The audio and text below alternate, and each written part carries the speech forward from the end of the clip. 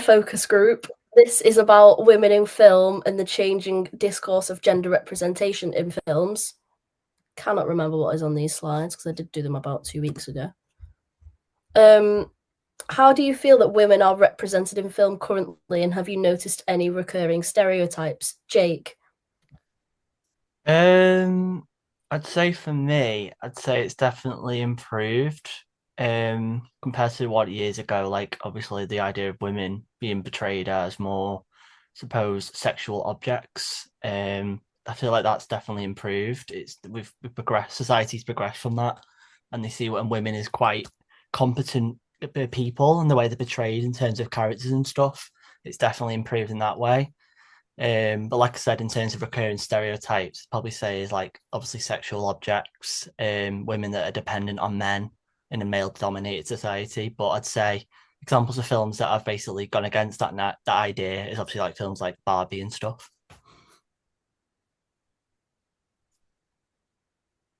Thank you. Freya?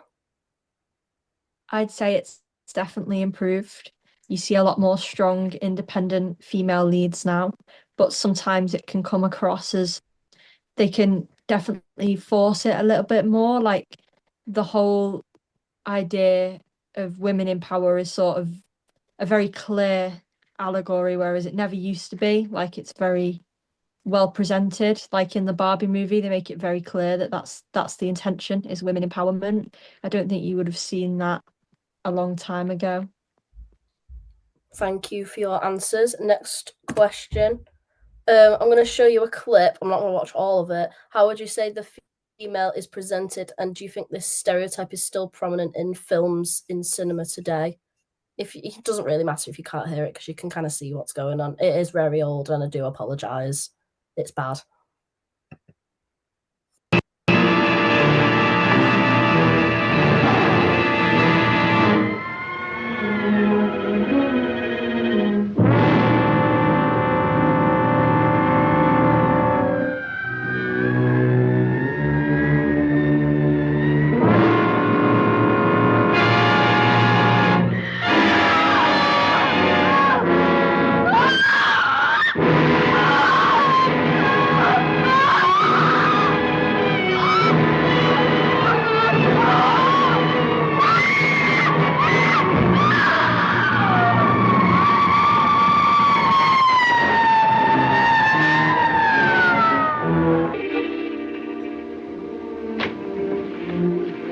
Safe now, dear. It's like a horrible dream.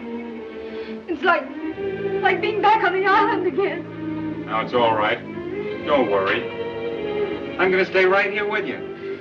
Anyhow, you know they're bound to get him. Anyway, you get the gist of it.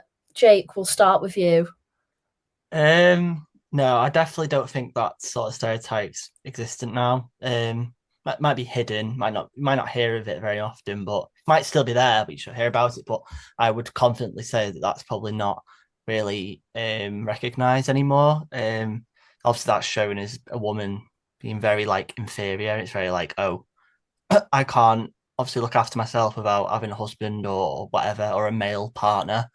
But I'd say now women are very more portrayed more independent and the more like, yeah, no, we can look after ourselves. So I'd say that stereotype has kind of like died off a bit now, definitely.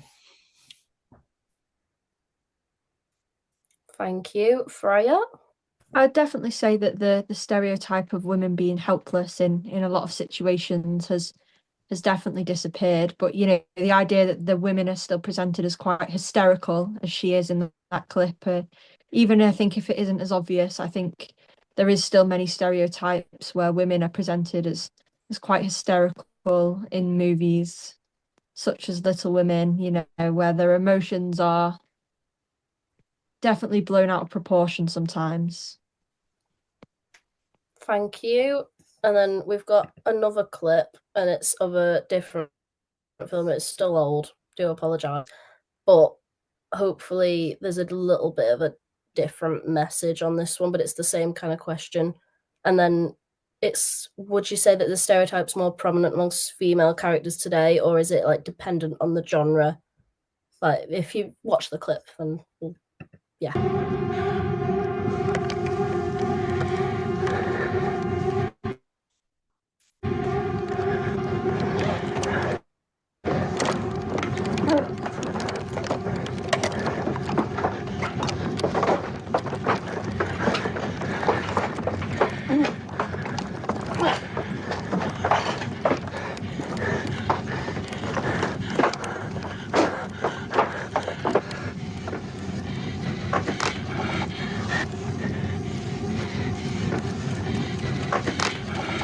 option to override automatic detonation expires in T-minus 3 minutes.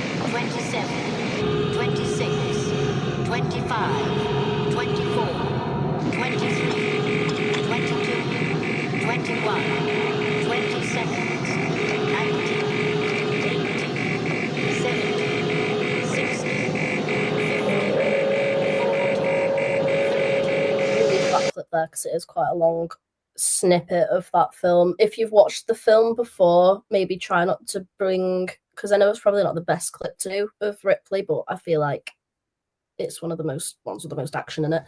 But we'll start with Jake. So what would you say, how is she presented, and would you say that this stereotype's more prominent today, or do you reckon it's just because of the genre and it's still kind of not too represented?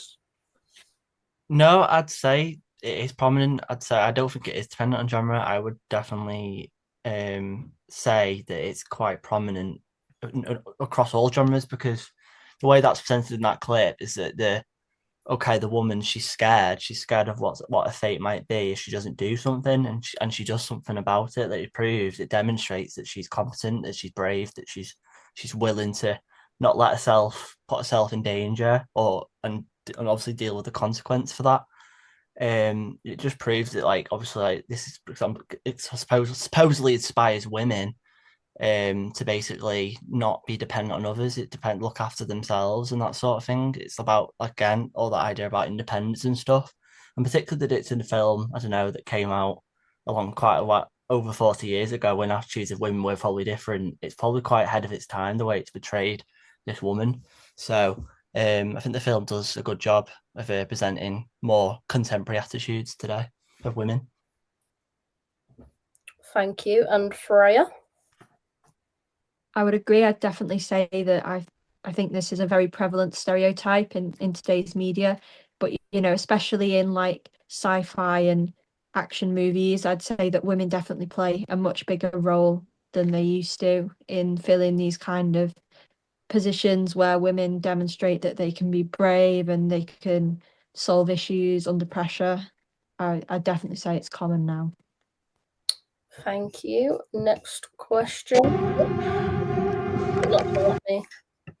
There we go. So I've got a bit of a description of something that's used in film today. If you want to give that a quick read, and then do you think that this is an appropriate way of examining gender inequality and equality in films? Like, this is a test that's used, but do you think there could be a better way of doing this to see if films kind of have gender equality in them? We'll give you like a minute to just read it.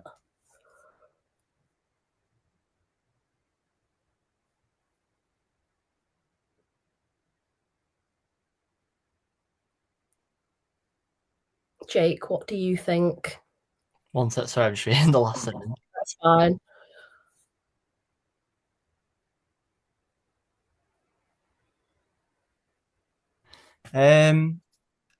I don't know, to be honest. You'd probably have to give me an example of it being applied, but I'd probably say it could work. I suppose that the main underlying issue is, like, if a man has to be mentioned in order for a female character to be relevant, that's definitely an issue that needs to be addressed. And I feel like that's definitely a good way of basically identifying inequalities, like gender inequality. So I definitely just would say it could work, but I would definitely be open to different other methods as well. Yeah, it's quite a complex one, that, to be fair. Okay, Freya. I can't imagine that it would be a very good test because I mean you could just put one conversation in a movie where between two women and that might not be representative of the whole movie or whole plot.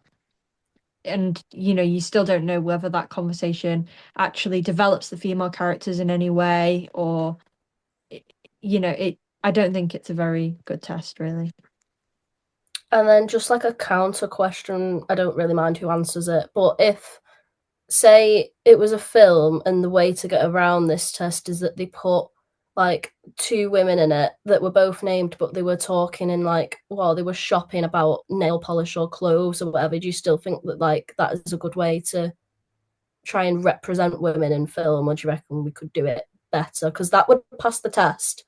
But I mean, like I was saying, if it doesn't really develop their characters, I mean, there's nothing wrong with women having conversations about whatever they want, but if it doesn't develop their characters, if it isn't relevant to the plot, and it is literally just there to put a stamp on it to say we've passed this test and we have female characters who are involved in this movie, then it isn't really the type of representation that we want to see, really. cool, thank you. Next question. Do you think that award shows and film festivals do enough to recognise female talent behind the camera? So I've got like a bit of a bar chart thing. So the blue is males that were nominated for certain categories, and the darker blue is female. What do you think, just like based on those results, Jake? You can immediately tell but you don't even need to read the numbers. You can just look at the colours and you can see how overwhelmingly in favour it is towards men in terms of nominations. You can clearly see that it's not very like balanced. It's very like leaning towards males, and that's kind of like in line with like history and stuff and the way it's always been. I feel also that it has been noticed and it has been pointed out by various people. But I don't think enough's being done about it for people to properly take it seriously. So I definitely would say from that, it's just clearly that although there's some majorities of women, but there's hardly any. Like I'd probably say 9 out of 10 of them are all in favour of men. Why do you think that is? I'd probably just like kind of just linked to past societal attitudes, I suppose. It's just linked to like that idea that I suppose women aren't as capable as men to do these roles, maybe, and they're not, and even if they can do these roles, they can't perform if they can't undertake or perform them as well as men. So and they're not trusted, I suppose, so to speak. And I suppose that just comes down to like sexism, I suppose, sexist views. Thank you, Freya. I'd definitely say that the data shows that the film companies are not doing enough to promote the female artists and that there isn't enough going around that is highlighting their talent and the movies that they're making. I think it definitely shows that we need to be doing more to encourage, female actors to get out there and show their work, and that female directors need to be appreciated more. Thank you. And then this is the last question. Oh, that might have been the last question. Was that the last question? Give me a second. Mm-hmm. It was. I thought there was another one. Thank you for joining my focus group